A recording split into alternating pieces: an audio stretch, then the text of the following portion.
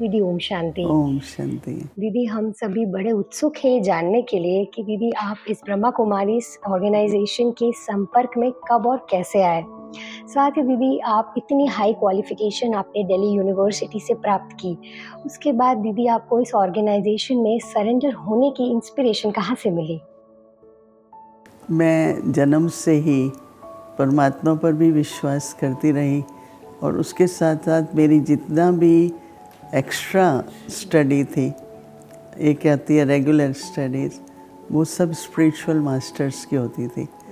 तो मुझे बचपन से ही ऐसा लगता था कि आप सवेरे उठो, नाश्ता करो या जो कुछ करना है करो। तो इसी तरह से एवरी डे, एवरी वीक या यही पास करना है मुझे, तो कुछ पर्पस नहीं लगता था ना, तो खोज चलती थी। तो उससे मेरा फिर संपर्क बना। ब्रह्मा कुमारी इसका सेंटर खुला जहाँ मैं रहती थी दिल्ली में, और जब सेंटर खुला तो माता के द्वारा, अपने परिवार के द्वारा सबको जाना हुआ, तो अच्छा लगा। इसलिए सबसे बड़ी बात कि मैं ये सोचती थी कि ऐसे सेटअप रिलीजन में गुरु हैं, बड़े बड़े महात्मा हैं, पर जब मैंने बहनों को देखा मुझे बहुत इंस्पिरेशन आई कि यहाँ मुझे अच्छा लगेगा। तो इस तरह से मेरा ब्रह्मा कुमारी इसकी सेवा केंद्र पर जाना शुरू हुआ। और फिर एजुकेशन हमारे यहाँ पर बहुत इम्पोर्टेंट मानी जाती है, खासकर लड़कियों के लिए।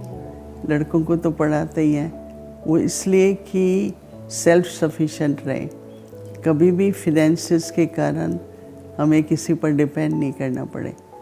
तो एजुकेशन बहुत इम्पॉर्टेंट पार्ट थी।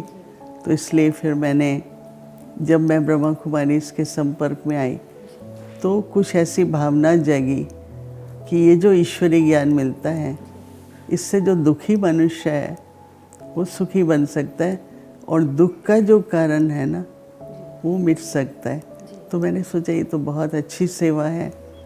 ऐसे हम वॉलेंटरी वर्क करते हैं, नहीं सोशल वर्क करते हैं, वो मैं बहुत करती थी। तो वो सब फिज़िकल होता है ना, कि आप किसी को पैसे दे दो, अनाज दे दो, या कोई वोंडेड है उसको आप हेल्प कर दो। परंतु मैंने ये देखा कि अगर थोड़ा भी ईश्वरीय ज्ञान मिले तो ये सब तो दुख होंगे नहीं। तो मैंने मन में ये मिशन बना लिया कि जब भी मैं तैयार होंगी मैं इसी तरह की सेवा करूँगी। यहाँ से मेरी समर्पित भावना उत्पन्न हुई। तो फिर मैंने ये सोचा कि मुझे वर्ल्ड हिस्ट्री पढ़नी है, ब्रिटिश हिस्ट्री। जब आप हिस्ट्री लेते हैं ना मेजर, तो उसमें काफ़ी हिस्ट्रीज़ होती हैं। तो मैंने कहा थोड़ा पता चले कि सिविलाइजेशंस के बारे में। फिर मुझे कॉन्स्टिट्यूशंस हैं, पॉलिटिकल सिस्टम्स है, उसमें बहुत इंटरेस्ट रहती थी, क्योंकि कम्युनिज़्म है, डेमोक्रेटिक है, रिपब्लिक्स है, ये वो। तो फिर मैंने पॉलिटिकल साइंस पे मेजर किया। और फिर उसके बाद और था कि या लॉ करें या जर्नलिज़म करें। तो लॉ क्या तो बहुत लंबा होता है। फिर मैंने जर्नलिज़म किया 2 साल के लिए, और मैं पार्लियामेंट्री रिपोर्टर थी थोड़े टाइम के लिए। और उसके बाद तो क्योंकि जीवन का लक्ष्य ये था कि सेवा करनी है। पर मुझे सबसे बड़ी बात जो ब्रह्मा कुमारी में लगी कि आप जो हैं, जैसे हैं, जिस भी प्रोफेशन में आप कंटिन्यू करिए, परंतु इसके साथ साथ जो स्पिरिचुअल जर्नी है वो भी होनी चाहिए।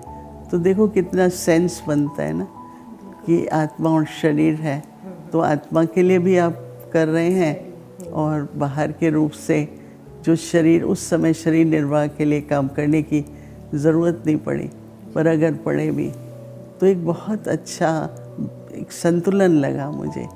तो इसलिए मैंने फिर 1962 में ये निर्णय किया कि अब मुझे सेवा केंद्रों पर रह कर के ही सेवा करनी है।